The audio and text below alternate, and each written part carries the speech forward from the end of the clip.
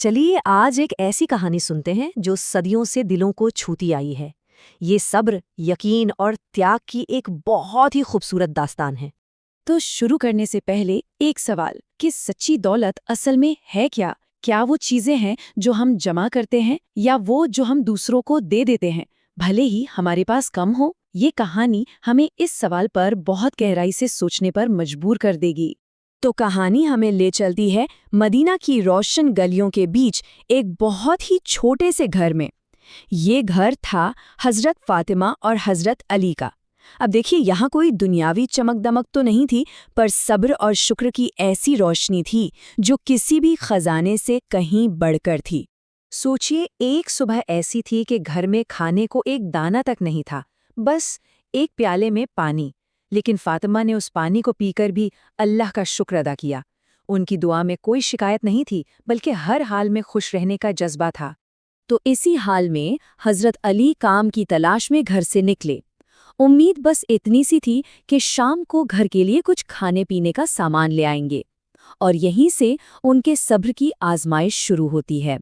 دن بھر شہر کی تپتی دھوپ میں محنت کرنے کے بعد حضرت علی کو مزدوری میں پیسے تو نہیں ملے، لیکن ہاں کچھ کھجور ضرور ملے۔ اس وقت اس بھوکے پریوار کے لیے یہ مٹھی بھر کھجور کسی خزانے سے کم نہیں تھے، بالکل بھی نہیں۔ اور ٹھیک اسی لمحے جب وہ صبر کا پھل یعنی وہ کھجور کھانے بیٹھے، دروازے پر کسی نے دستک دی۔ باہر ایک بزرگ کھڑے تھے جن کی کمزور آواز سے صاف لگ رہا تھا کہ وہ کئی دنوں سے بھوکے ہیں۔ انہوں نے اللہ کے نام پر کچھ کھانے کی گزارش کی۔ اور اب یہاں ایک بہت بڑا فیصلہ لینا تھا۔ ایک طرف اپنے بھوکے بچوں کا پیٹ تھا اور دوسری طرف اللہ کے نام پر ایک اجنبی کی فریاد۔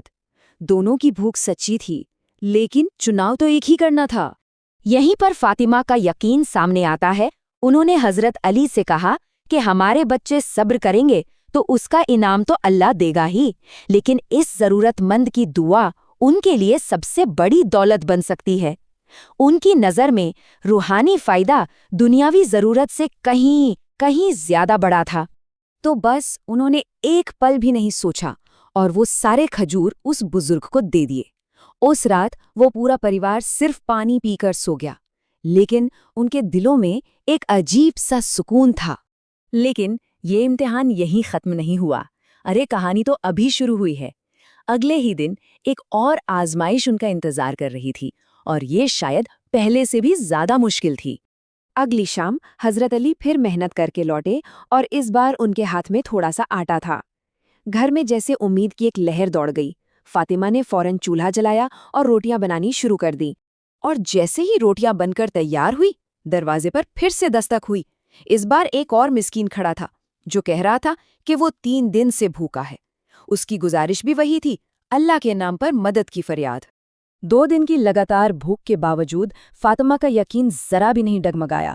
انہوں نے حضرت علی سے کہا کہ اس انسان کے پیٹ میں جو بھوک کی آگ ہے وہ ہماری اپنی تکلیف سے کہیں زیادہ بڑی ہے۔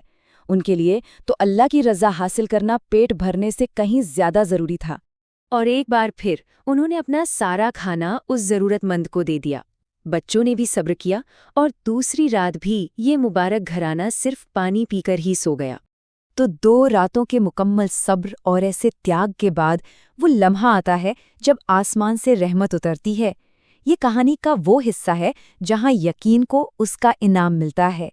اسی رات دروازے پر پھر دستک ہوتی ہے، لیکن اس بار کوئی مانگنے والا نہیں تھا۔ دروازے پر حضرت جبریل انسانی شکل میں کھڑے تھے، اور ان کے ہاتھوں میں جنت سے لایا گیا خاص کھانا تھا۔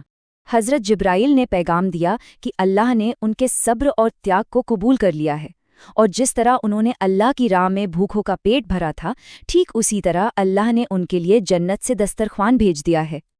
اب یہ واقعہ صرف ایک گھر تک ہی سیمت نہیں رہا، نہیں، اس کا اثر تو بہت گہرا اور بہت دور تک پھیلا، جس سے آنے والی ہر نسل کو ایک بڑا سبق ملا۔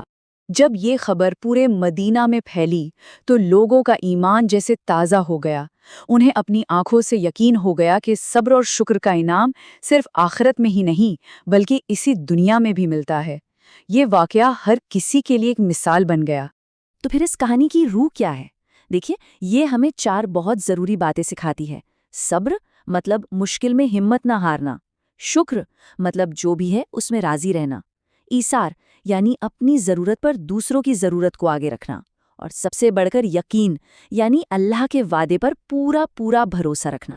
کہتے ہیں جب پیغمبر محمد صلی اللہ علیہ وسلم کو اس واقعے کا پتہ چلا تو انہوں نے فرمایا کہ اللہ جب اپنے بندوں کو آزماتا ہے تو صبر کرنے والوں کو ایسے انعام دیتا ہے جس کی انسان کلپنا بھی نہیں کر سکتا۔